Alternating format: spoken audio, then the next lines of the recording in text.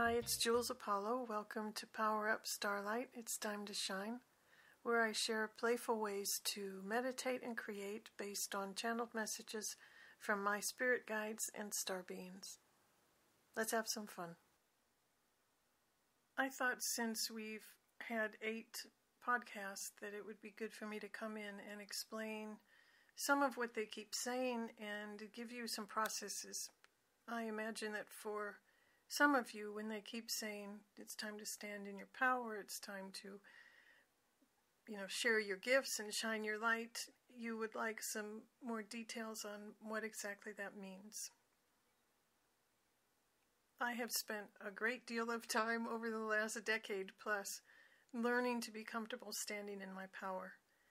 And what I have found is that those of us who have big hearts and a lot of compassion and care deeply about people on the planet many times lack the confidence to stand in our power or to be comfortable even saying that.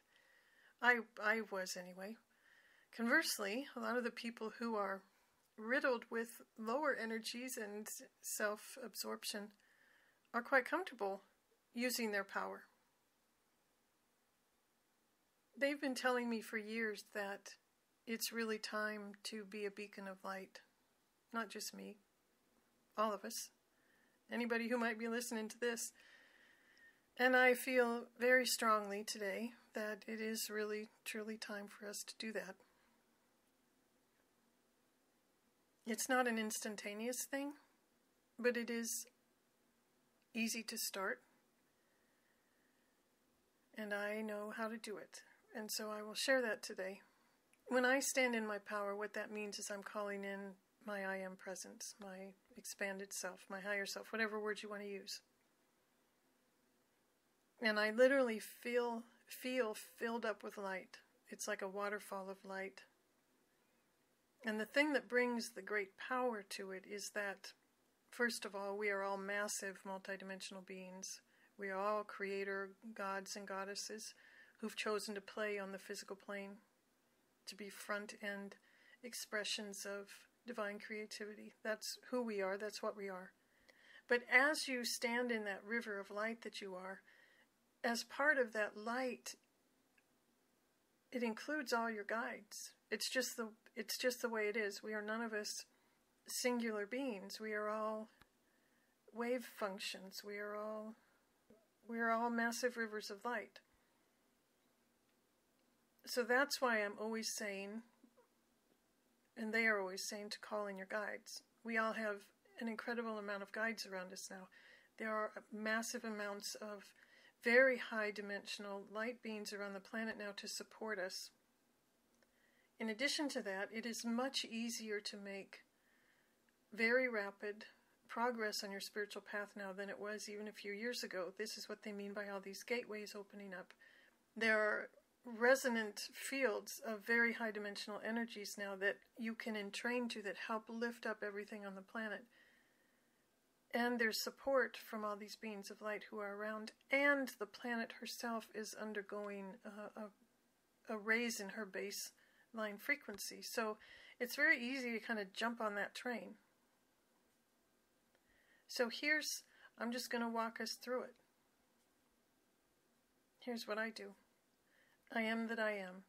When I say that, I am acknowledging that I am my expanded self. I am that I am.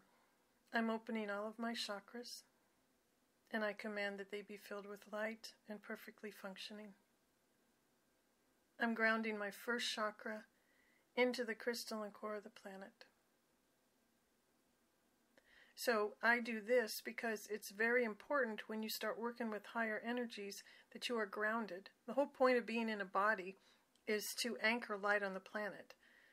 And for a lot of people, they think that the more spiritual you get, the more out of your body or in your upper chakras, in your head or in your crown chakra. You can do that and go off into space and have multidimensional experiences. But the point of being a human now is to anchor light, to support the planet, to support your divine mission. That's why we're here. So I make sure that I get grounded. Also, your body physically cannot absorb a lot of higher frequencies if you're not grounded. It sort of needs to be running through you. You're sort of plugged into the planet. To turn on the light that you are, you need to be plugged into the planet. Okay, so we're grounded. And then I just set the intention, I'm opening my heart. And I ask to be filled with the light that I am. I ask to embody my I am presence to the full extent possible. And when I do that, I begin to feel light coming in through the top of my head, coming in through my heart, moving down through my arms and my legs. I feel like there's a liquid light, this very gentle grace of light filling me up. Now you might feel a river of light, you might get goosebumps, you might hear like a bell chiming, you might not experience anything. Here's the critical thing. It doesn't really matter right away what you're experiencing. You will need to do this. Every time we do this, we anchor more and more light. So if you set the intention that you trust yourself, you trust that you are a divine being and that you have help at hand, and you say, help me experience my light, you will get help. They say all the time, you are divine, you are holy, you are needed, you are seen. You are divine, you are holy, you are needed, you are seen.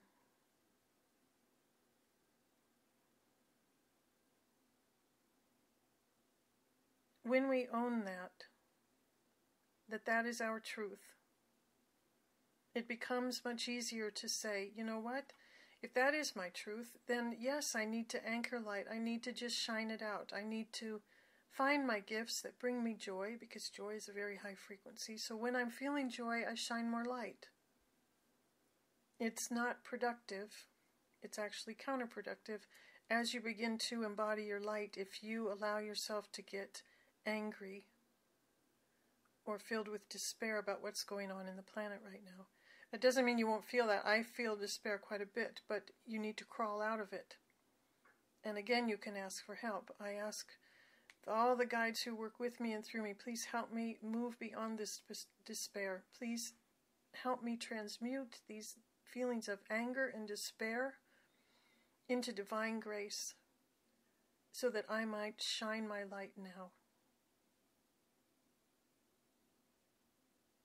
You might feel kind of a hum inside you if you're filled with light. Now, what do you do with this? First of all, you can't project this light onto other people and try to change them. That's not how it works. We are to stand in our light.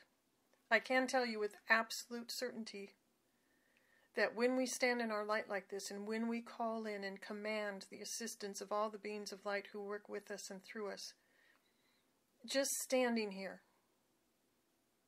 and anchoring that light on the planet, we have more power and more impact than thousands and thousands and thousands of people who are sitting around in their lower energies and tweeting silly things.